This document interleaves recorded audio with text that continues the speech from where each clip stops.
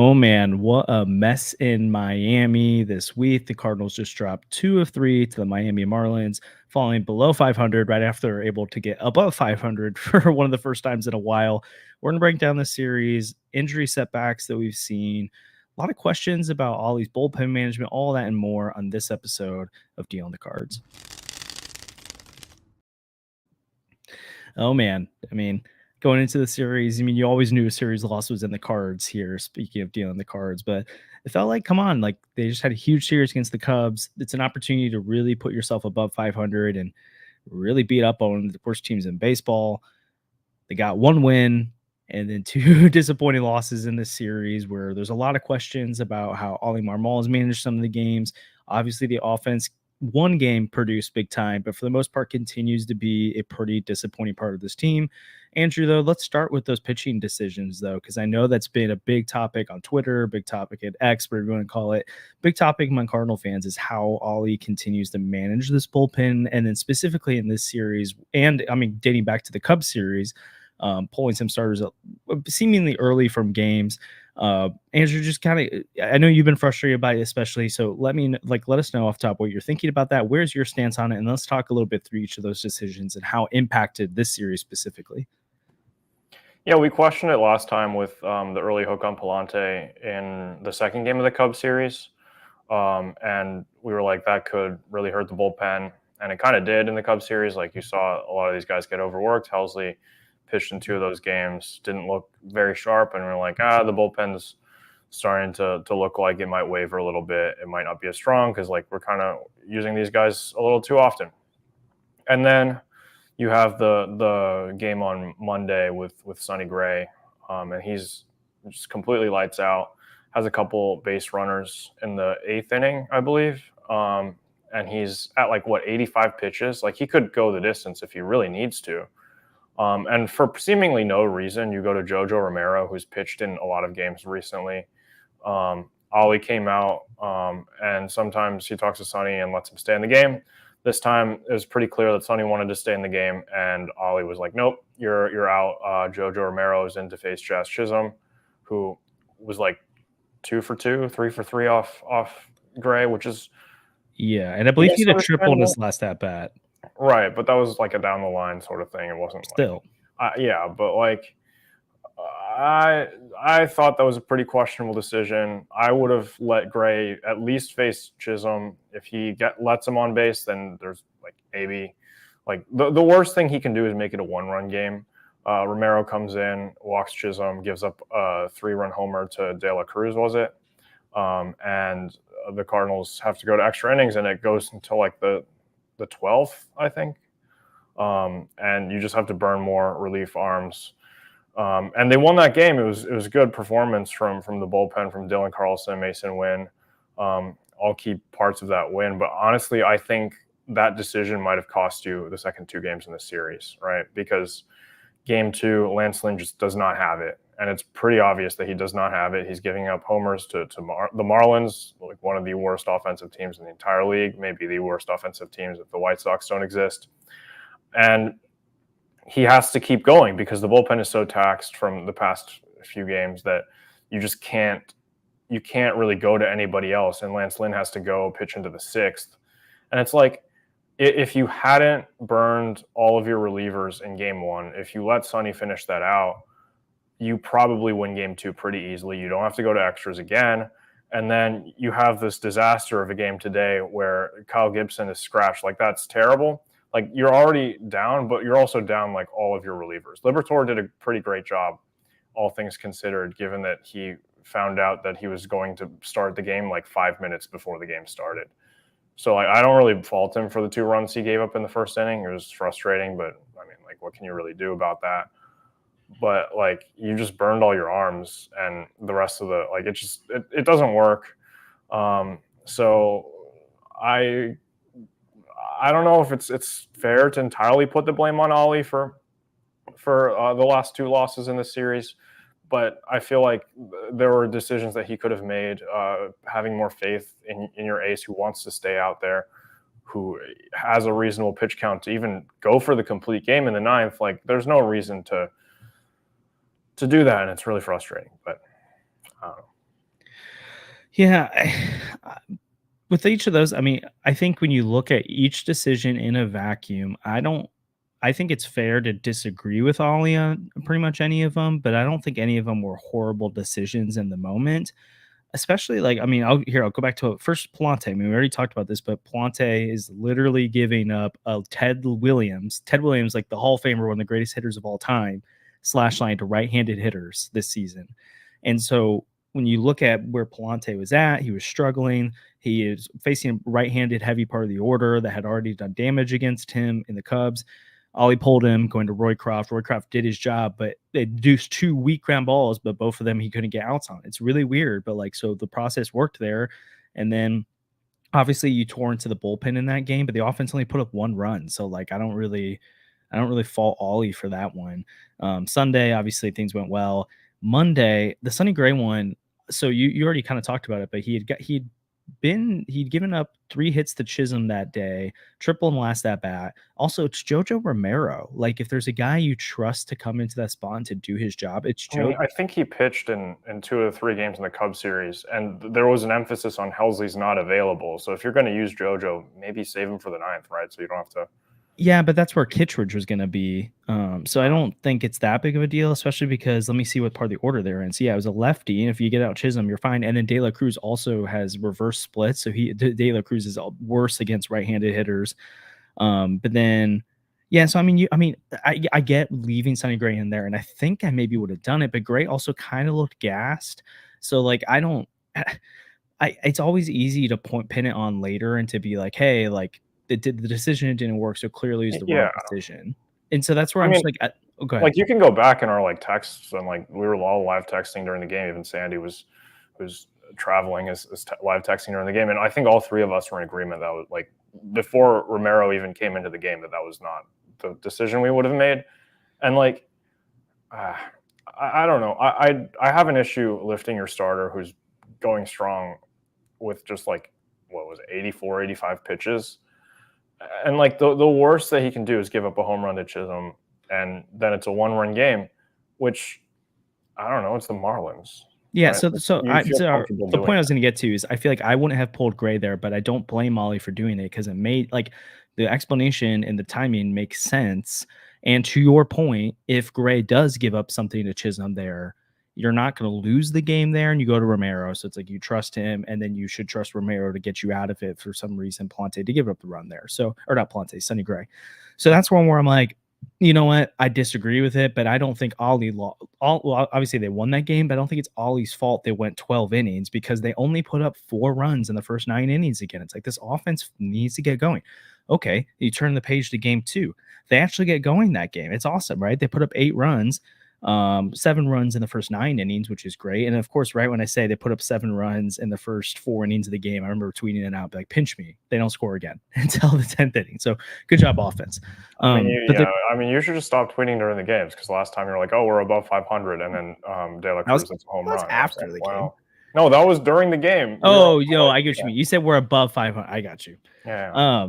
Yes, I remember what you're talking about. But then going back to that one, it's like, okay, well, they got a really bad Lance Lynn start. And then, sure, you can make the argument like, okay, bullpen usage, maybe that's part of the reason they had to go to Lance so long. It's like, sure, that's fair. But also, like, can we just say that Lance Lynn lost the game? Like, I know that you could have patchworked it a little bit and gotten to the bullpen quicker, but I don't like Lance. You can't give up 6 runs in the first 6 innings of the game. Like, that's just terrible. So like, I think that's on Lance Lynn. It's not on Ollie there.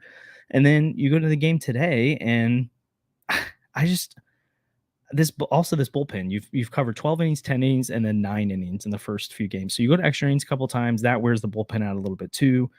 Sorry, where I was going to go with this last one, but then obviously you get the Kyle Gibson not starting today, and so like you have to go to Liberatore. It's really weird. The bullpen came through, and I was like, okay, like it's like gonna be a tough loss if they lose because you didn't have your starter. But then the offense didn't come through again. It's like they only put up 3 runs again. It's like this offense is, for me, the real story. Let me real quick jump into here. Ryan, thanks for the super chat, man. We really appreciate that. They're very thankful for that. And you have a good question here about what do y'all think about Walker getting called up if Nato's out for a good stint? Sounds like post-game from Oli Marmol's comments that Nolan Arenado is day-to-day. So I would not anticipate there being any injured list stint. And I really don't anticipate really any major roster decisions because of that. Now, who knows? Maybe there's something weird that complicates later, but it sounds like he'll be back soon. So if for some reason Nolan Arenado did go out for a long stint, I think you could see Jordan Walker come up with Brendan Donovan at third base. But it seems like Jordan Walker's cooled off again in AAA, and I really think they're committed to him figuring things out. So I don't think that would be the move. I would probably think they would do maybe like call up Luke and Baker for a week because you got Contreras back next week. And then when Contreras comes back, you bring down Baker and you keep the three catchers. So Yvonne or Wilson would DH every day mostly, and then you can get Pages in the lineup. And that's kind of how you navigate it for the short term. If it was a super long-term Nato injury, maybe they expand it more, but I really don't think they're going to do anything there. So we appreciate the question though, Ryan. And I think both Andrew and I and all of us are excited to see Jordan Walker come back at some point, but it just doesn't seem like that's in the cards in the near future. We want him to be ready when he comes back. So that's the priority here. But again, if you have any questions like that, we try to get to them in the chat anyways, but super chats are a good way to get those up front at the top. We are going to address the Nato stuff later. We'll address the other injury stuff later. But if you have any questions specifically about the game or stuff like that, feel free to send those through. And again, if you're watching for the first time or enjoy our channel, subscribing super helpful. Liking the video helps to get out there to people, so we really appreciate that. And also, since we're talking about in the chat, I know some of you responded to already, but let us know what you think about the decisions from Oli to pull guys later or early from games. I know that each of them are individual cases, so it's hard to probably give an overarching statement to it. But if you do feel overarching, it's been bad, it's been good, let us know. So my main point is I think it's fine to pick a bone with Oli on those. So I'm not going to tell anyone they shouldn't be upset with him by it. I just don't think that's the main issue. I continue to think it's the offense. And even in the game where they put up 8 runs, the offense went silent for 5 innings. It's like at some point, I don't know what to do with this team. And there is an argument now, Andrew. We can look at the lineup every day. You post it on our Twitter, Instagram. You look at the bottom lineup and it's like Carpenter, Pages, Michael Ciani, or Crawford. Like those guys are playing. And sorry if I'm going to white here. I'm using a different computer today, so it's bright. But so there's a part of it that there is injuries now that are kind of also contributing to the lack of offensive performance. But Burleson's kind of not hitting as much as he had recently as of late. Gorman's kind of gone through a cold stretch, but he hit the home run today, which was great. Nolan Arenado started to heat up a little bit, but then after going 0 for 6 the day before, but then he went out of the game. Goldschmidt went 1 for 4 today with 2 strikeouts. Donovan's been heating up, so Donovan might be your best hitter right now. Wynn's been good, but he's still a 70-60 OPS guy. Your highest OPS guy in your starting lineup right now is 760 with Mason Wynn. This lineup continues to baffle me. And I know we've just talked about it over and over again. There's probably a pretty decent chance at this point that this is just who Paul Goldschmidt and Nolan Arenado are. Do I still believe they have enough in the tank to be better than this? I mean, I think so, but are we going to get that? I don't know. And are we going to get a healthy offense at any point? I just think so many of these games, you could look at the offense and be like, hey, you left some meat on the bone there, and you're supposed to be the strength of this team. And we don't even talk about any of these pitching decisions if 1 or 2 more runs is scored. And it just continues to be the story of the season for me, and it continues to be the thing that makes and breaks this team. This bullpen far too often has come through for them. So I hate when people kind of go off on some of them for giving up a run here and there. And it's like, it happens. It's like none of these guys are going to have a 0 ERA. They're going to give up runs. And it feels like a more dramatic thing when you only pitch 1 inning and you give up a run, but that's the job of a reliever. And the starting rotation, it's been pretty good the last few days, but then gosh dang, that Lance Lynn start was not good, and it's ballooned his ERA, and I don't know what you're going to do about that because he keeps giving you short starts too. So with Lance Lynn and how he's pitching, he basically has to be super effective for him to be a good starter because he's not going deep in the games. And so one more from Ryan here. Again, thanks for another super chat. I really appreciate that, Ryan. It says, what's the deal with Gibson if he misses a few starts? Do you see a trade coming for a 4 or 5 starter? Andrew, what are your thoughts? If for some reason Gibson had to miss time in the near future, do you think they'd act and make a trade now, or do you think they're going to sit on their hands for a bit? I think they're going to. I mean, that's what they do. They sit on their hands, right? The trade deadline is in a month and a half. I don't think. I don't know. If Gibson misses another start, I think this team is kind of dead in the water, right? Or if he misses a few more starts, the offense hasn't shown enough to like be able to sustain with just Sonny Gray. And I don't know, Miles Michaelis is a question mark. Lance Lynn has been terrible. Kyle Gibson was the second best starter on this team. Like, I don't know. It sounded like from his post-game interview that it was just like a very random like muscle spasm sort of thing. And it sounds like he's going to do everything he can to be ready for his next start. I mean, Liberatore looked fine. That's what kind of concerns me, though, is like they're going to play the card of like, oh, Liberatore looked good in his last start, so we're going to go with Liberatore and Palante in the rotation. That's going to be like, okay. So, I mean, does that not sound realistic? Does that not sound like what this team would do? Yeah, I don't. That's the one I would be curious to see what they, because I mean, we were there when Mo talked about the AAA options and Palante and Liberatore, and he clearly was really disappointed with their depth right now. And he made it pretty clear that they're going to go out and they're going to add someone. And that was when he was also under the assumption that Steven Matz was coming back soon, and now Steven Matz has had a setback as well. So I think it might be a bit different conversation if you have both Palante and Liberatore in the rotation, or whoever that fifth guy would be for a sustained period. There's a chance they go Kloffenstein. He's on the 40-man. He's looked better in AAA as of late. He's probably the best AAA guy right now. Sem Robersa is definitely taking a step back as of late, and he's on the IL now down there as well. I don't think it's serious, but he hit the 7-day. Also about Gibson specifically, though, it does sound like from his post game that it was pretty minor, and he's had stuff like this before. It just is. He said it's never happened to him right before a start happens during stretching, but he said he's had it in a start before where he's had to leave a start early and then he'd be fine, or that when he's working out he's had a random strain. But he just said the timing and this was super weird, but he doesn't expect to miss any time, so that's good. Hopefully, and that happens. Like that's why you kind of have. Well, Liberatore shouldn't be that guy for them, but usually you have an arm in your rotation that can, or in your bullpen that can swing and give you 4 innings if you need to, in case you need a spot starter. So it does seem like this was just a one-off. Kyle just had a strain during his warm-up. They decided not to push him. He's going to be okay. Again, we'll keep you updated if it's worse than that, because it does feel like sometimes with these Cardinal injuries, they say they're nothing and then ends up being worse. But I don't think this is one of them. It really doesn't seem like a big deal.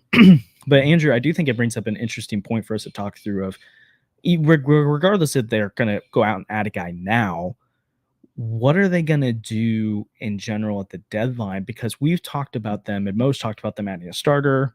You always need another reliever, so it feels like a reliever will happen, whether we just don't know what quality of reliever. And then he had mentioned a right-handed bat that could play center field, and I'm a little bit more skeptical if that's actually something they're going to do, because you do have the return of Tommy Edman at some point. And I mean, you think, and you do have Jordan Walker come back. He can't play center field, but again, you do have him in the wings, you think. I just feel, I don't know if that's going to be the most pressing need for them, but I wonder, do you think they might open their minds up to the idea of adding 2 starters at the deadline, which we've seen them do this before, right? 2022, they added Jose Quintana and Jordan Montgomery. 2021, they added J.A. Happ and John Lester, Rip Lane Thomas, while also signing Wade LeBlanc. So maybe they sign someone like that in the meantime. Do you think they maybe are going to start? First of all, do you think they should add 2 starters? And second, do you think they will add 2 starters? I think they should add like a legit starter, like a Luis Severino, or like we brought up a ton of. I think they should go. I mean, like if they can get a number 2 starter, I don't think they can, but like I don't know. It's frustrating that they're not really in the position to do that. But like if you go out and get like a Luis Severino to like Eric Fetty or whatever to fill out the last one, I don't think you can get 2 of those. I think you have to go out and like get maybe a cheaper option. Like I don't know. I don't even know, like we're going to get into the territory of names I don't even want to say on here, because like people are going to take it out of context and be like, oh no, like that person's terrible, like Dakota Hudson, for example, who the Rockies will probably, I don't know, try to offload at the deadline, right? Like someone like that who like you just have in the back, like just in case things go bad, like you're not going to use him in a playoff series, but like he'll get you through the rest of the season, right? So someone who's like maybe some starter gets like DFA'd or something, and like you go and pick that guy up like super cheap. I don't know. There's so many names. A lot of these names are all coming to me, and I don't want to say any of them because like people get mad. But you're talking about they should add a difference maker starter, so someone who could possibly pitch game 2 or game 3 of a series, and then they should add someone that's not flashy. It's not going to get excite anyone, but they can fill that 5th starter spot. They can make starts. You're not throwing Palante and Liberatore in there. I think that's a fair wish list. Well, I don't think they can. Like, I mean, I would like them to add like Luis Severino and Eric Fetty, but I don't think they can. I would like them to add Garrett Crochet and Luis Robert, but like they're not going to do it. I don't want Luis Robert. Well, Luis Robert's batting like 187 or something. Like, why are people excited about this guy? And he's always hurt. Like, I don't know, but whatever. Do you think? What about because you brought up Fetty and Severino, but I think those are actually guys that teams are going to view more in that like upper echelon. So like, Crochet, Jesus Luzardo's of the world, and maybe a Nathan Eovaldi types like that. Justin Verlander. Those are going to be the front line-ish guys. But then Fetty and Severino, they're not necessarily number 2s or number 1s, but they could play up to a number 2 if they're really good, but they're probably more of a number 3 type, high-end forward, but probably like a good 3. So maybe it's probably unlikely they acquire 2 or 3 types, but could they go out and get Severino and Jordan Montgomery again? Well, yeah, but could they go get someone in that tier and a Dakota Hudson and a Cal Quantrill and a like someone like that fills that 5th starter spot, who's giving you the innings, who doesn't make you force when you're a bullpen. Honestly, to do it. Kyle Hendricks. Like the Cubs would do that. I mean, like, I don't. He has no value. But with the history of the Cardinals giving away guys who go and produce, I can't afford that to go to Chicago. I just can't. What if it's like Moises Gomez? Okay, I'd give up on Moises Gomez if they want him. But do you think it's possible they make 2 deals like that, where it's a low end starter that's not going to excite anyone in the world, but again, it could be the 5th starter and a 3rd starter, or do you think that's out of the realm that they do 2 of those? I was listening to Talking Baseball today, and they were like, I think the Cardinals are going to stand pat and do nothing at the deadline, which like they weren't in the room with Mo. Obviously, like Mo was pretty clear that they're going to add pieces, but like that's kind of the reputation the Cardinals get around, because that's kind of what they do. Yeah, but historically, they don't really actually stand pat. There's been one time where they did. It's the Tyler O'Neill deadline where they traded Marco Gonzalez, and they went and got Tyler O'Neill, and they did nothing else. Well, they stood pat in 2019, didn't they? I think they made a deal. I don't think they added a single piece in 2019, and somehow that team made the NLCS. So I don't know, whatever. But like, I don't know. I think that's a very aggressive move, and I want that to happen, but I don't think it will happen. Let's see. Yeah, it was basically just they traded away Jed Jerko. So yeah, there was 2. Okay, that's fair. There's 2 deadlines where they've done, and it was back to back. It was 2018 and 2019, but like 2020, 2021, 2022. What did they add in 2020? I mean, that was a weird year. Yeah, I thought they added an arm. Maybe they didn't though. But okay, that one I don't really count though, because it's just weird. But they, as of late, they've added, and also like we don't like revisionist history. We try to act like, I don't think we always remember how middling the Cardinals have been the last 2 times they made the playoffs around the trade deadline. They were not like legit contenders, right? They were a team that was a couple games above 500, and I mean, we knew they were going to be in contention, but like they weren't. I don't know. They weren't 10 games above 500, right? They're not 15 games above 500. So, anyways, I think it's pretty likely they add. I mean, I feel like Mo would be a lot more coy. I don't think he would be out here telling people his wish list of what he knows they need to add.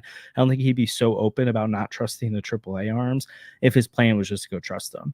Now, if like Gordon Graceffo just goes off and he's trustworthy now, I'm not going to blame Oli if he puts him in the rotation. I'd rather have Kloffenstein, Sember Bursa, Gordon Graceffo, one of those guys emerge and be a rotation arm. That would be ideal, but it looks like that's not going to happen. So you have to go out and add one of those arms.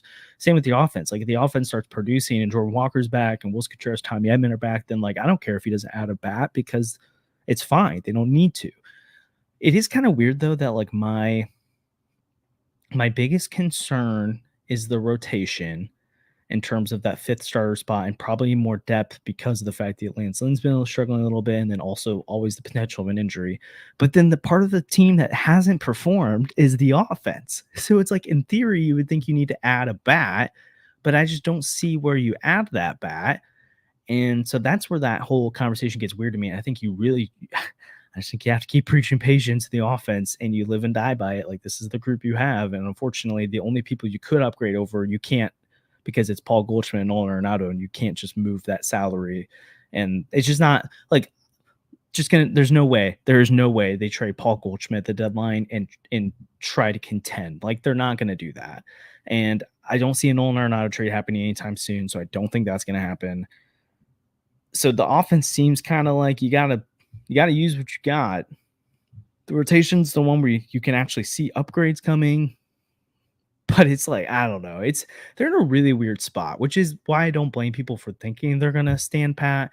I would be shocked if they don't even make a couple small moves that are gonna make people mad because they're not the big moves people want, but they're in that John Lester, J.A. Happ range where it's like, hey, get us in the playoffs, see what happens.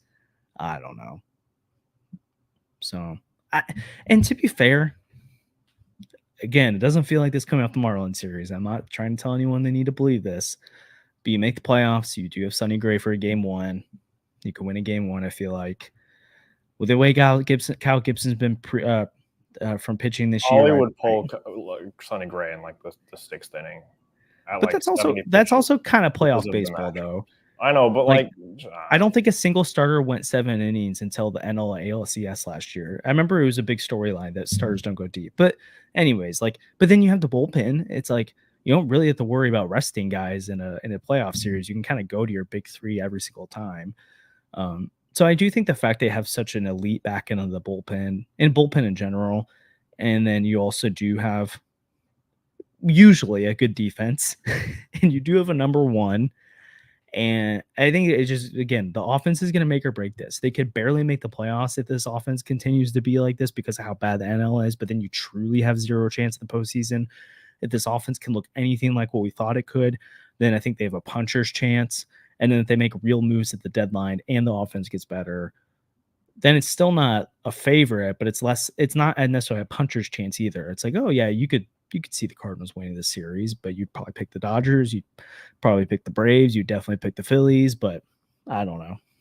At this point, though, it's the middle of June. Like they have to get to the playoffs. So I think we talk a lot about like, oh, this team clearly can't win the playoffs right now. It's like, well, this time last year, the Diamondbacks were not a team that was going to win the postseason. Okay, just wasn't going to happen. And so things change. I'm not telling you they are the Diamondbacks, but I think lingering on that too much right now, I don't think helps anyone. I think this is the team we have right now. So I do think, though, we should probably address a little bit of these. Again, if you have questions coming through, let us know. Super chats, also obviously get it to the top. We'll try to watch these chats as they come through as well, though. But we did get some injury updates recently, so I'll just run through them quick, and then we can kind of address all of them. So on the good side, we got Wilson Contreras, who should be back early next week. So speaking of the offense, you get by far your best bat of the season back soon. So that's huge. Tommy Edman is expected to be back around the All-Star break, which again, with how bad the center field production's been, you have Dylan Carlson with like a 400 OPS right now. And then Michael Ciani at like a 550 OPS. It's really bad. So even Tommy Edman just being normal Tommy Edman would be a huge upgrade there. But then you also you have Giovanni Gallegos coming back tomorrow. So I know Andrew has some feelings about that. Setbacks. So yeah, the setbacks are next, but those are the we started the setbacks already, right? Like, oh my gosh, yeah, okay, yes, Gio coming back can be considered a setback for people. We'll get into that. And then Brian O'Brien, I don't have a great update on this other than he was supposed to pitch twice now and hasn't. So that's slightly concerning. It doesn't seem like they're back to the drawing board per se, but it does seem like he hasn't gotten into the games yet. And then obviously Nolan Arenado today gets hit by the pitch in his day-to-day. So your thoughts on some of those injury updates? Well, Mo told us at Blogger Day, I don't know, he was very vague about it, like he is always about Tommy Edman. He was like, yeah, we expect Edman back by the end of June. And I was like, oh, okay, cool. And then he went on. I went back to the audio because some people critiqued us on it. He did say by the end of the month. So that implies, June, right? If you're listening, yes, I would say that's June, not in a month. He said by the end of the month. Right. But if he can play the card, he said in a month. So I mean, like, Yeah. So like my And interpretation of that is he'll be back by the end of the June. Like I know. he should be like he's been very vague about Tommy Edman, and it's very frustrating. But then he went on MLB Network, and the first thing they asked him was, "Is Tommy Edman out for the season?" And I heard that, I was like, "Oh no, that's not good." But also MLB Network can be kind of dumb. He was like, "No, but we expect him back around the All-Star break. Like we should be in July." And I was like, "Well, okay." Whoa. Now you're sending what? Big news, everybody. Oh, wow. All right. Per Ari Alexander, Cardinals are calling up right-handed pitcher Adam Kloffenstein, a graduate of. Wait, Okay, really? who cares about that? He's expected to make his MLB debut on Thursday versus the Giants. Like tomorrow? Yeah. To start? Oh, sorry. Yeah, it's a start. I don't know if it's a start. He's just expected to make his debut. I don't know if that means out of the bullpen or if he will start. I have not seen that yet. So Adam Kloffenstein, that's probably the biggest thing we should react to right now. What do you think about this Adam Kloffenstein? Oh, you go first because I'm gonna put a thing on social. Yeah. Well, okay, so Adam Kloffenstein, 3.97 ERA in AAA Memphis right now. So, hey, again, in the chat, let us know what you're thinking about Adam Kloffenstein being up. Again, it's unclear at the moment about if he's going to be starting. He said, again, expect to make his debut tomorrow. So, again, it could be he's just coming out of the bullpen there. I'm a little bit confused. Maybe that means they're sending out Andre Palante. So I'll keep it updated. If anyone sees anything on Twitter, let us know. I'm gonna try and figure this out as well. But Kloffenstein, which is probably the thing people want to know. So 3.97 ERA on the year right now, 68 strikeouts in 77 innings. I'm trying to find his game log. It's not pulling up for me right now, so I may have to look a little bit deeper here. But if I'm correct, he's actually been pitching pretty well the last 6 or 7 starts he's had. And there's been a couple of people who've been talking about we need to keep an eye on Kloffenstein because it kind of feels like he's potentially pitching his way to St. Louis right now in a way that people thought maybe Semper Bursa was going to, which clearly he's just kind of fallen off. And the Cardinals under the hood, peripherals wise, didn't necessarily love what was happening with Sem there. I don't think any of them really thought he could pitch at the big league level yet. But yeah, if you look at his most recent starts, so dating back to 5/18, he went 6 innings, 1 earned run, 6 innings, 4 earned runs, 8 innings, 1 earned run, 3 innings, 2 earned runs. So I don't know what happened there. 5 innings, no earned runs, 6 innings, 1 earned run. So he's been pretty solid last 6 or 7 outings. Again, he was acquired in the Jordan Hicks trade. He's been in AAA. He didn't have a great start to his year last year with the organization, but has been a lot better this year. I believe he's 23 or 24 years old. And this will be his MLB debut. Obviously, he's a big slider guy, so watch out for that as his good go-to pitch there. He was a 3rd-round pick in 2018. Decent fastball, decent changeup, nothing special, but really the slider is the thing that you're going to be looking at here.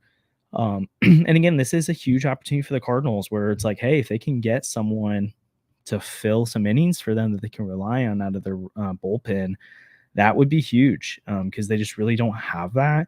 Again, trying to find if there's any other updates. I've only seen it from, let me give credit to who it was. Sorry, everyone. This is happening live, so it's kind of hard to, if you're listening audio wise, sorry about that. Anyways, I'm excited about it. I think I've been kind of waiting to see if they'll call Kloffenstein. Again, no idea if he's starting or not, so that's going to be interesting. I personally would be down to have them move Palante to the bullpen or send Palante down and have Kloffenstein start, because if you don't trust Palante to go past the 3rd inning for you or 4th inning for you, I don't think that's a great solution for your ball club right now. Andrew, again, initial thoughts for you. What are you thinking? Kind of worried about Kyle Gibson now. It doesn't seem related to that. Okay, good. But again, I can't tell you for sure. I mean, we need innings right now. Seems pretty obvious. And, I mean, I don't know. I'm not really holding Mo's water anymore with the the Lance Lynn signings and stuff. So clearly there's a deficiency for innings. So I mean, we're gonna give the best AAA guy a shot. I don't know how Mo feels about this. Probably doesn't feel too happy that he has to call up on one of the AAA guys that he doesn't really seem to care for. But I don't know. Hopefully he'll either piggyback off Palante tomorrow or get the start. It's going to be weird for this like very special nationally televised game to be like, oh, look, I don't know, like it'll be weird to have like a sixth starter and like a minor league call up for that game. It's kind of odd, but hopefully we don't get absolutely torched by the Giants. Honestly, with Willie Mays tragically passing away the other day, I feel like the Giants are going to win the game, just because that's it does feel like the magic would be there. Yeah. So I don't know. It is what it is, but like I don't know. Hopefully he's a difference maker, but like I don't really think he is, because even Mo doesn't have faith in them, and usually Mo tends to have faith in like really random guys where it's like, oh, look at John Lester and Jay Happ, and like sometimes he's right, and sometimes he has faith in Taylor Motter for like a month, and we're like, why is he on the roster? Or Brandon Crawford, who I don't know. So if Mo doesn't have faith in them, I don't really have that much faith either, and it's an unfortunate spot to be in. Yeah, sorry, I'm trying to digest this call up still. I think what might happen here is we see Palante or Kloffenstein start and the other one piggyback the other, and then we see Kyle Leahy get optioned or Chris Roycroft. I would probably say Kyle Leahy, and it's kind of more the Memphis shuttle side of things rather than like they just don't believe in Leahy because he pitched well today, but he also got stretched out. And so I think they kind of want fresh arms coming up. Now, I do know they kind of get some call-ups for this series, like special call-ups, but I think it's just a position player. I don't think they get a pitcher too. So if it is a pitcher, it might be just that they're calling him up for this game. They're going to use him, burn him, and send him back down. Again, I don't have any confirmation here about that. I just know I saw that the position player side of things was something they could do. Yeah, it says just a extra position player. But I wonder if it's an extra pitcher too, because like for double headers, you don't get an extra position player, you get an extra pitcher, right? Yeah, I mean, Jeff Jones was saying that the only position players on the 40-man are Victor Scott, Jordan Walker, and Luken Baker. And I don't know. I'm sure people would like to see Jordan Walker back up for that, but I think it's going to be Luken Baker. Yeah, unfortunately, but like I don't really think it's going to matter that much. I think this Andrew guy. So hold on. Go ahead. What if we call up Victor Scott just for like one game to have him on the bench as a pinch runner? Oh, I bet. I honestly, I could see them doing that. But I think this Andrew guy, so Andrew Bugarley, who's the one who tweeted out that they get an extra position player, I think he tweeted it in a way because he was looking at it from the Giants perspective that made it confusing. I don't think you can only call up a position player. I think you can, because he said it's like a doubleheader, which doubleheaders people typically bring up another pitcher. And I think the reason he talked about position players because the Giants tried to activate Lamont Wade from the IL and they said no. So I'm thinking this Kloffenstein is actually the extra man here and that they're going to use him. So I don't know. I have not seen anyone else report yet that Kloffenstein's coming up. So there's also a chance that this is wrong. So that would be awkward. But I don't doubt the reporting here. We just don't know anything else about it yet. So that's kind of I mean, until we hear it from like Katie or Derek or Jeff, I don't know. Like, I don't know who this guy is, but hey, I'll take their word for it for now. Yeah, he looks like he's a Houston reporter. That's interesting. Anyways, okay. Sorry, everyone, this is confusing, but we'll figure it out. If it's a position player, I think it's either Baker or Victor Scott, like you said. Maybe Victor Scott would be fun. But yeah, I think it'd probably be Victor Scott, though, because you actually have a use for him. You could pinch run him. I guess Baker, you could, with the offense being so bad, you could make an argument Baker is a pinch hitter because you already have Siani who can come in and pinch run or come off the bench and do something. So, yeah, we'll see what happens to that. So, anyways, back to originally we were talking about injury setbacks and updates. I just want to give a quick thought on Gio. They are kind of stuck. They can't not activate him. I don't know when the exact timer runs out, but you can't keep a guy indefinitely on a rehab assignment. Well, okay. So, but part of it is, I mean, Gio has earned a little bit of a leash here where unless they saw some. I mean, again, I know that it didn't look good in the minor league stats, so I'm not expecting him to be great. But we've talked about already how thin this bullpen can get if injuries happen. There's already been a lot of things, and like we just said about Riley O'Brien, I don't know when he's coming back. So I don't necessarily want to DFA a reliever right now when I didn't even give him a shot to come back. I want to see what he does in that Leahy spot or maybe Roycroft spot. And if it looks bad, then quickly DFA him. I totally agree. Don't need to keep him, but it'd be helpful if he can be something. So I'm okay activating him because you can't keep someone on a rehab indefinitely. I think they have 20-something days for a pitcher to be activated. So I think they're running up on that. They're going to do it. So interested in that. And then obviously the Wilson Contreras stuff, I'm just really excited to see his bat back. So I know you had some thoughts on that. I don't know where you're at with it because this all got distracting, but yeah, I mean, Wilson being back is huge.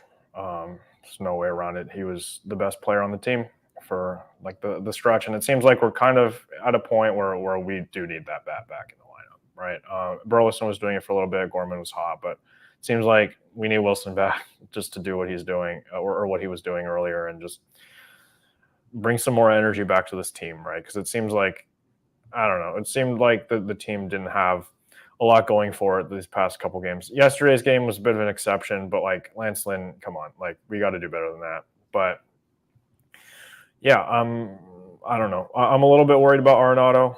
I feel like that this organization tends to downplay the severity of injuries. They're not very transparent about that. But when Wilson broke his hand, they immediately were like, he broke his hand or his arm. So if Arenado broke his elbow, I feel like we would know about that by now. But I can see a world where he's not playing tomorrow, and that just makes everything worse, right?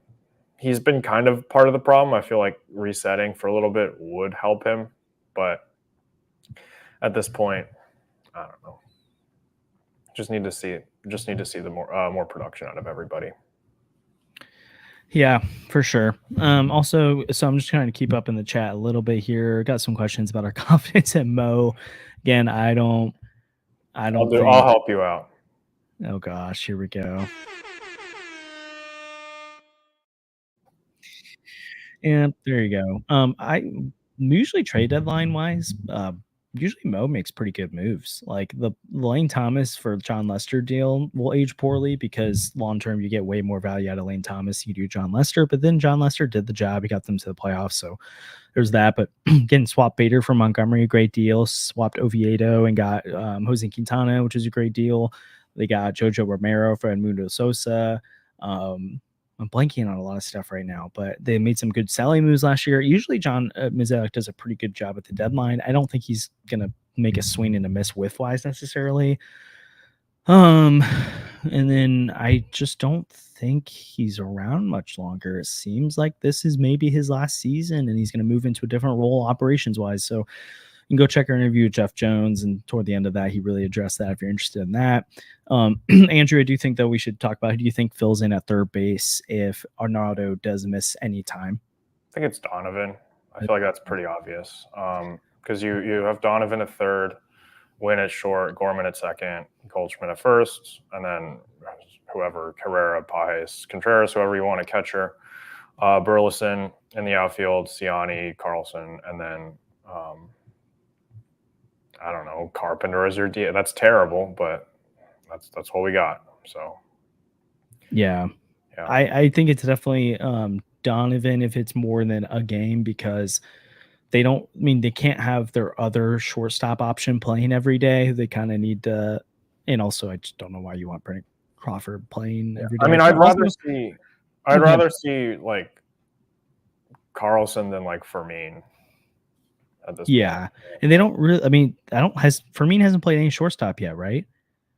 No, I mean at third. Like he was a third today. Oh yeah, I get what you mean. Third and like second. Yeah, I think that was more just because left field or something. Like at Blogger Day at the game, he came in the game. Yeah, he came in. I was like, what are we doing? But they did that. They did that in AAA a little bit. He had played a game or two there, so he's just trying to make himself versatile. So I guess. But yeah, I think you'd probably go the outfield of Dylan Carlson, Michael Ciani, and Alec Burleson with Brendan Donovan at third. Oh my gosh, this lineup's getting so thin. I feel like a Marlins fan. Also, Ryan, thanks again, man. We really appreciate this. Oh my goodness. Thanks, Super Ryan. chats. Thanks, Ryan. We'll have to hit you with the thanks, Ryan, at the end. If you've been watching for a while, you'll know for sure. But another super chat. So thanks again. And again, seriously, if you guys enjoy this and want us to answer some specific questions, super chats are super helpful. We also have the membership program. If you go on our the internet version of the YouTube page and you've already subscribed, then it gives you an option to join the membership program, which we have a Discord, so we interact with people all the time on there. It's super fun. But yeah, so Ryan asked, what would it take for Braxton Garrett and Tanner Scott?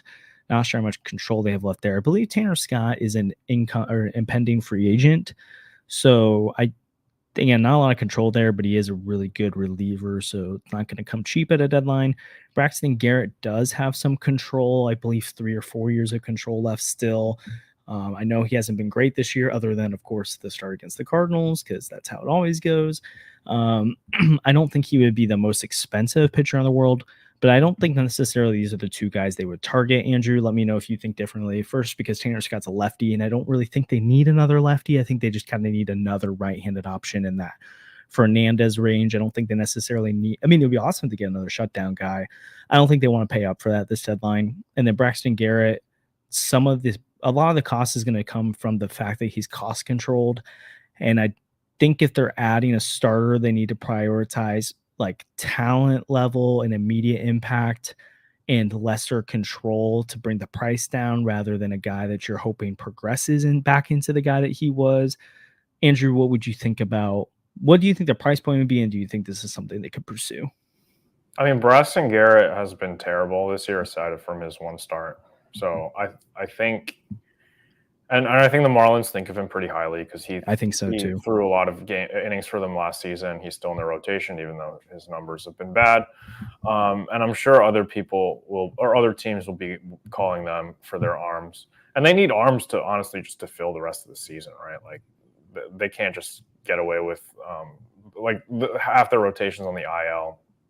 They have like 3 All-Stars on their IL right now, which is terrible. Like they could have been really good if their arms were healthy, but I think Garrett would be like a little bit too expensive for what they would pursue. I think Tanner Scott is more intriguing, but like again, he's a lefty, and I would prioritize getting a better starter and a slightly lesser reliever, because you have Romero, you have Helsley to fill those back end innings, and I don't think you really need a third guy. It would help, like it'd be great, but I don't think it's really necessary to do that, because I don't know if I view Kittredge in the same way anymore. I don't know if he's like necessarily part of the supposed big three. I think Romero and Helsley are the 2 guys I would go to in high leverage before him, but he's also been pretty solid. So I don't know. I don't know if another lefty or another high leverage guy is necessary at the deadline. Yeah, if you look at okay, so Tanner Scott has been really good against both righties and lefties this year. So it'd be very similar to JoJo in that way, where he's not very splitty. So yeah, he'd be awesome, but I just think they would like a right-handed reliever if they're going to add another one, but that's I can't tell you for sure on that one. But to your point, Andrew, if you look at Andrew Kittredge lately, he's kind of become like Matthew Libator from the right side, though, where it's like Andrew Kittredge is dominant against right-handed hitters right now. Like I'd have to pull it up, but it's like a sub 500 OPS, I believe. They're pretty terrible against him. But then lefties are raking off him, and then Libator's the opposite. So it's kind of like I think I agree with you in the sense that I think it's clearly Helsley and JoJo in one tier, and then Kittredge is a tier below them. I do think he's one of your late inning guys, though, and because he could be going through a funk a little bit and he's closing experience, but really right now you trust him when you've got right-handed hitters coming up, which again, to be fair, is 70% of the hitters you face. So usually you're in good shape. And if you just face one lefty, it's not the end of the world. And if they pinch hit, then okay, you made them use their bench. But I do agree with you. I don't think I would not put him in the same tier as JoJo and Ryan Helsley anymore. Let me look at those splits. Yeah, so like lefties are batting 311 with a 354, 556 slug. Not great. But then it's a 540 OPS against him against right-handed hitters. So anyways, I think they need another righty because after Kittredge, Helsley's a closer, so he's not even one of your right-handed options. Like he's never going to come in outside of closing the game. Outside of Kittredge and Fernandez, then you go to Roycroft and you go to Leahy, who've been pretty good, but like it'd be nice to get some depth there because if Fernandez or Kittredge goes down, the right side of this bullpen is pretty weak at that point. I do think there are some Marlins targets, but I just don't think those are the two.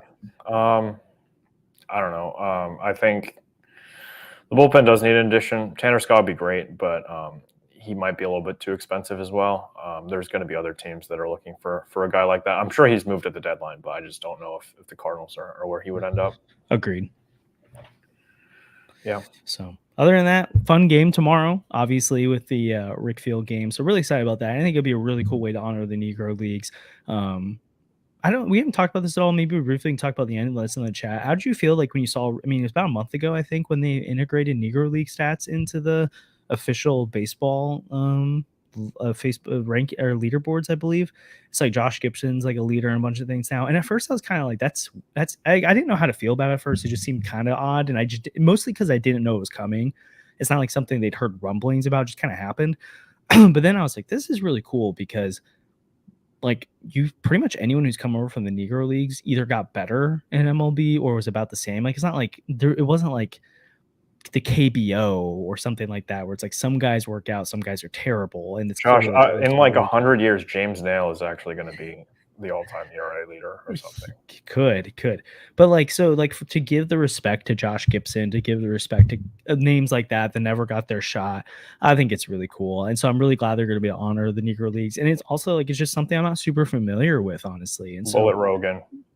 There we go. So it'd be really cool to like grow in my knowledge of it. So I'll be looking forward to like the pregame stuff. And I just like how MLB's leaned into that recently in a way that's really informative and helping us to understand a part of the game that most of us are pretty unfamiliar with. So yeah, so fun for this weekend. Obviously you got the Giants, and then in general, they've got a pretty, I mean, I know they just lost 2 or 3 in the Marlins, but they have a winnable stretch of baseball between now and the All-Star break. Really, their only really tough series coming up is the Braves.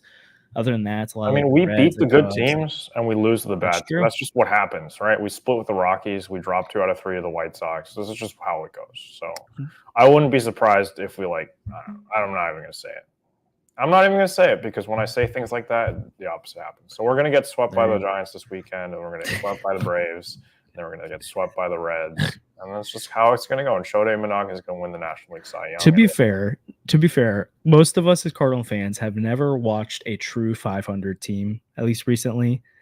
And they've been okay. Just think back, like June, all these years, like 2019, 2020, like all of them. It's always June and early July. Cardinal fans are beating their heads against a wall, being like this team, and then they usually make the playoffs, except for last year. So this is kind of what following a 500 team looks like, is they have good stretches, bad stretches, good stretches, bad stretches, and then it evens out to 81, 82 wins. So that's kind of what I just feel like this team is right now. And there are a couple upgrades at the deadline. They could be an 85 win team.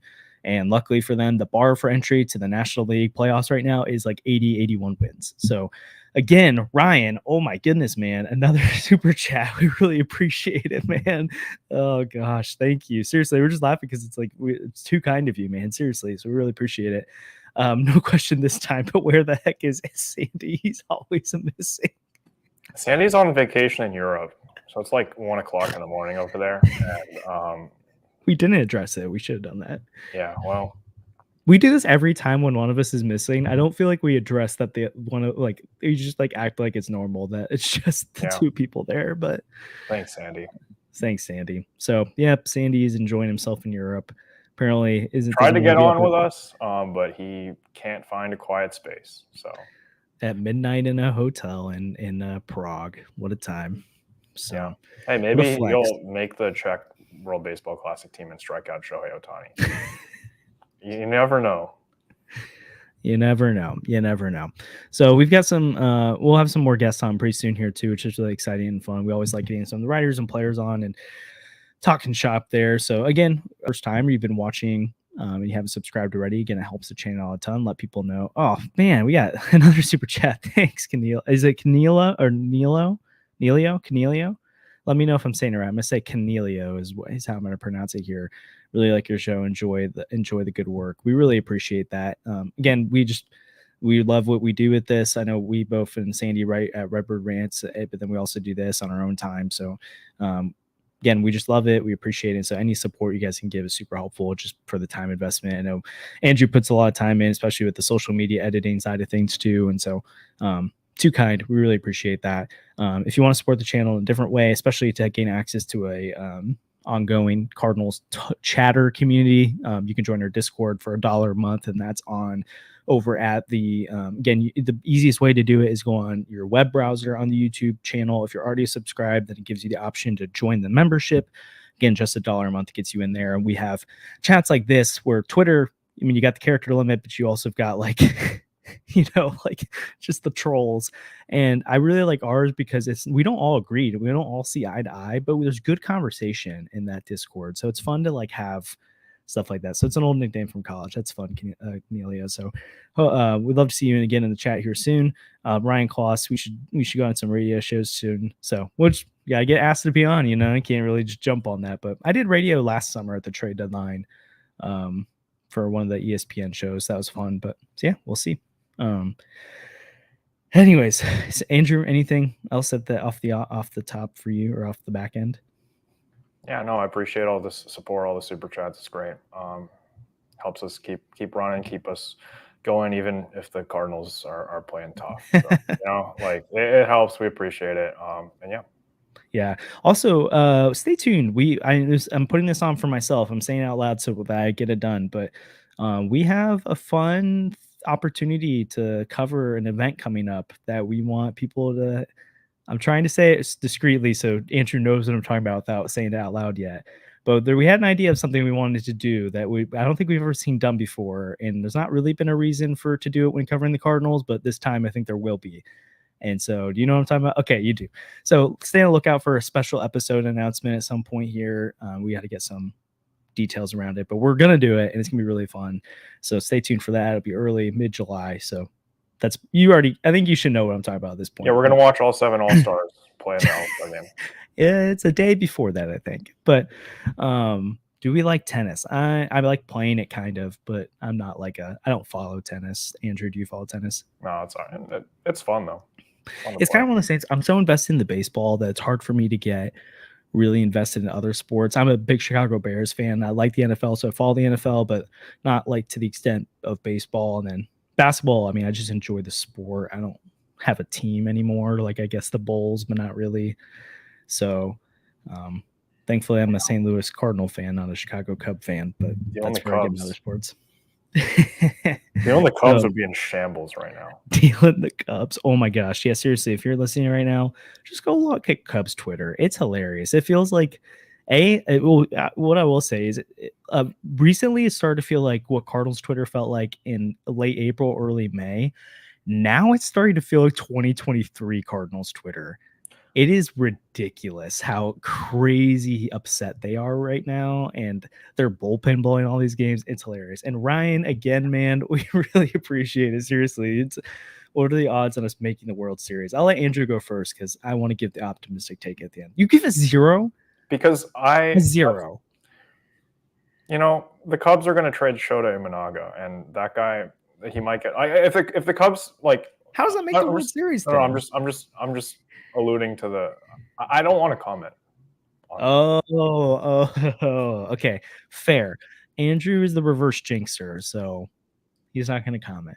Here's what I'll say: if they make the playoffs, it's probably like a 5% chance at least. I mean, part of the once you get there, you're one of what is it now that make it 7 teams that make it? No, 6 teams. You're one of 12 teams. So like, I'd give it like a 5 to 10% chance. 10% might be high. It's so hard to tell right now. This team, I give it a 3% chance. Deadline, but I think you do 5 to 10. You look at the playoff picture right now. Let's just say we have the 3rd wild card because I don't know. There's games that are going to be played tonight. We probably will end up with the 3rd wild card by the end of the night because we lost today. We're matched up with the Brewers. Honestly, I'm not that worried about them. And then you do that, you're matched up with the Dodgers. I mean, the Dodgers, isn't that their whole MO is that they they play regular season ball. Like, I mean, I've been involved on Dodgers Twitter for like 3 months, and I know that it was like, oh, none of this matters. It's just in October, and we're gonna choke. Ohtani's not clutch. He's not gonna help us. Mookie Betts goes 0 for 11 in playoff series. Like, it's just how it goes. Yeah. But then the Phillies are tough. I don't know. The Phillies seem to have that that playoff like gene in them. They just seem to get it done. But I don't know. Like, we'll see. Yeah, and playoffs also are such a random event that like you can't really predict it. And it's June right now, so like who knows? Like the Braves could catch fire and be the Braves again, and you clearly have a top 3. And like, what if Bryce Harper and Zach Wheeler go down? Like that totally changes the Phillies.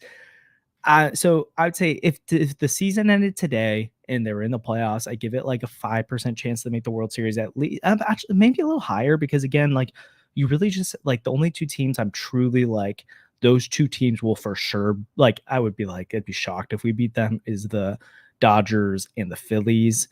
And really better than you, but I don't think it'd be shocking if you beat them with how they've been playing this year.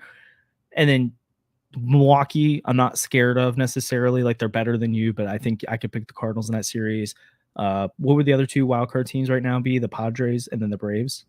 The Braves, and then like I don't know. There's like 10 other teams that could. Yeah, so like that's where I don't think it's crazy if they make the playoffs. If they can make the playoffs, you have a chance. You legitimately have a chance. And then especially in the National League this year, you're gonna have a higher chance than you should because it's so bad. Man, 2 more super chats. Man, this is super thankful for all this tonight. So we'll get to Ryan's first. Ryan, I take every loss to heart and I'm pissed off every day at work when we lose the night before. What I'd give for a World Series title, I cry. I know. That's valid. It's right. Like I would do anything to be able to cover like even a playoff run, right? Like that would be so much fun. Yeah. I'm not going to make any of the graphics until we clinch because I like there will be like I run the social medias. There will be times. I don't think there's been a single time this year where I will save the graphic to my computer like in the 9th inning and someone will score. It will just happen. And like, so I've been doing it now. Like I did it once. Like I've done it, I think twice when we've had like runners in scoring position in the bottom of the 9th and we're losing and we score 1 run and then we lose. I was like, oh, okay. So I just have to add another run and then we still lost. But yeah, like I'm not going to do any of that, but like, yeah, it'd be so much fun to cover. Yeah. Yeah, it'd be so fun. I really hope we get to. It was fun with Redbird Rants. It was my first month. I was writing for them already, but my first month as site expert was October of that month in 2022. So watching the Ryan Helsley blow up was horrible, and then I went to game 2, and it was just brutal. So I know it sucks. We as Cardinal fans care way more about our team on a day-to-day basis than most fan bases, not fans, but like there are always super fans of every team, but fan bases usually don't live and die on every pitch like we do. So it makes the wins that much sweeter, but it makes the losses so much more bitter. So, and we kind of treat, I can't remember who said it. I think it might have been Brendan Schaefer said that the Cardinal fans treat treat the MLB season like a college football season where we live and die by every game, because in college football, I mean, now you've expanded playoffs, it's not as bad, but like, especially like 10 years ago, you lose 1 game and you're not making the national championship anymore. And you lose 2 games now and you don't really make the college football playoff as a top team, let alone if you're at like a lower tier school. So I think it's a good comparison. And then Cornelio again, make sure I'm saying that right, because we want to make sure we appreciate the super chat. I want to make sure I get that right. It's a fun college name there. But he said, quick question, is it if and most likely when Edman and Newt return full-time status and Jordan Walker gets the call up, what is your starting outfield? It's a really interesting conversation I think about a lot, because the Burleson dynamic has really thrown a wrench in things. So, and you got Donovan. So in Newt. Wow. Andrew, I've never called you another player's name. I just called you Newt. Newt News all the way. Newt News. I call it Sandy Sunny all the time. So Andrew, what would your starting outfield be? And because if Jordan Walker is called, we're assuming he's playing every day and that he's like ready. But maybe not. Next year, Alec Burleson is going to play first base for us because Paul Wilson is not coming back. Or if he comes back, he'll be like Brandon Crawford. Like if he really wants to be here and wants to never play, that's fine. I'll take him. But like, okay, so what would your outfield be this year though? If Edman's healthy, Newt's back, Jordan Walker's back, what's your outfield? Is it that? It's I mean, in the playoffs, I'm catching Contreras every day, and I'm DHing Burleson. And then Donovan's off the bench then? Oh. Yeah, that's where it gets tough. They have an extra guy. Oh, I'm benching Paul Goldschmidt. Sorry. Honestly, I think I'm with you. I think if he's not producing by the second half, I don't think they could fully bench Paul Goldschmidt in the regular season, but I think you can not start him every day. I think you can get away with getting guys in. So my preferred outfield would be Walker, Edman, Newt, which honestly, though, I think I'd rather have Walker at DH if possible, but he's been better defensively. He hasn't been bad, but Donovan's been good in left field. So you go Donovan left. Well, actually, no, you can't do Donovan in the outfield if you sit Goldschmidt. Oh, no, you can. Burleson at first. So Walker at DH, Newton right, Donovan in the left, Edman in center, Burleson at first if possible. That'd be fun. Maybe that's next year. So, and then Ryan, again, thanks for the super chat. Really appreciate it. Look forward to every episode. Y'all need to get Caleb Noble back on, plus his dad. That'd be fun. True. That would be fun to get both of them on. We'll try to get Caleb on again soon. He's a fun hang. And then his dad's really fun too. So I went on their podcast not that long ago. But his dad wasn't there. So Mike would be fun to hang with, get a 4 or 5 person stream going. So anyways, okay. I think we've probably, unless you guys have more questions in here, I think we've probably run the course for today. Again, join the Discord if you want to continue conversations going on. If you have any other questions and stuff, always feel free to DM us on Twitter and stuff, and we could throw it into our show notes for a future episode to chat about. Or again, you can throw in the chat like this. Again, we try to get all the comments in general. I know we don't because there's so many. So super chats are the best way to get it to the top and so that we get to it. But yeah, feel free to throw it in. We really do try to keep that going, but we also have an agenda that we want to go through already. So it doesn't make it always the easiest to do that. Let us know what you're thinking with that. So again, we really appreciate you joining today. It's been a wide-ranging conversation. It's been fun. Really excited to see this game tomorrow. It's a really cool atmosphere they're having going. And we will see you guys next time.